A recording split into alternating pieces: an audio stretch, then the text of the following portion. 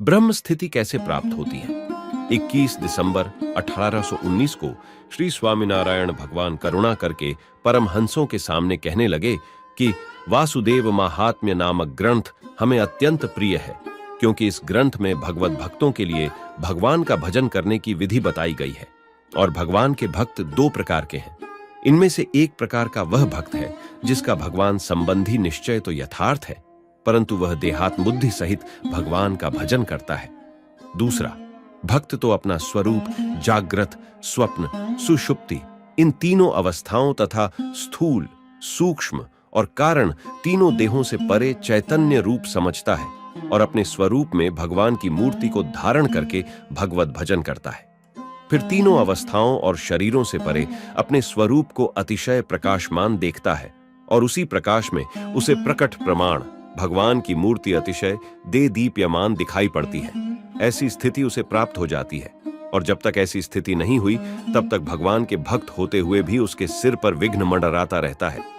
और ऐसी स्थिति में शिवजी नहीं रह पाए तो मोहिनी स्वरूप को देखकर मोहित हो गए थे, और ब्रह्मा जी ऐसी स्थिति में नहीं रह पाए तो वे सरस्वती पर मुग्ध हुए थे। नारद जी भी इस स्थिति के अभाव के कारण विवाह करने के लिए लालायित हो उठे थे, तथा इंद्र एवं चंद्रादि को भी ऐसी स्थिति नहीं रहने के कारण कलंकित होना पड़ा।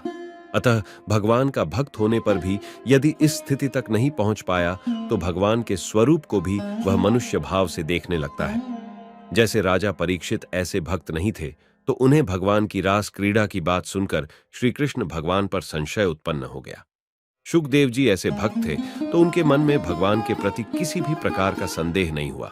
अतः जो ऐसा भक्त होता है वह तो यह समझता है कि यदि मुझे भी कोई दोष छू नहीं सकता और मेरे मार्ग में बाधक नहीं बन सकता, तब मैं जिनके भजन से ऐसा हुआ हूं उन भगवान में तो कोई माइक दोष संभव ही कैसे होगा, ऐसा दृढ़ रूप से समझता है। और ऐसा जो भगवत भक्त है वह भगवान की मूर्ति में जब अपनी मनोवृत्ति रखता है तब उस वृत्ति के दो भाग हो जाते हैं। इनमें से एक वृत्ति तो भगवान के स्वरूप में रहती है तथा दूसरी वृत्ति भजन करने वाले में, आत्मा में बनी रहती है।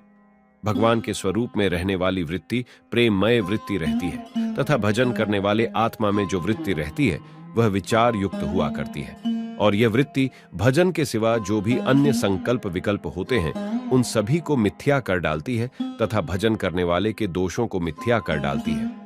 इस प्रकार उसकी वृत्ति भगवान में निरंतर रहा करती है। और जो जीव कभी तो एकाग्र चित्त होकर भगवान का भजन करता है और कभी अन्य क्रियाओं में वृत्तियों को भटकाता फिरता है, उसे तो ऐसी स्थिति प्राप्त नहीं होती।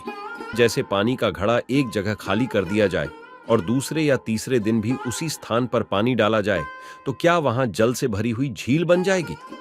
नहीं, क्योंकि प्रथम दिन का पानी दूसरे दिन तक और दूसरे दिन का पानी तीसरे दिन तक सूख जाएगा।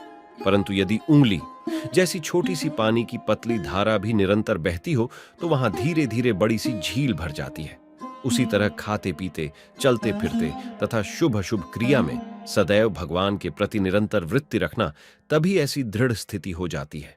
जय श्री स्वामीनारायण।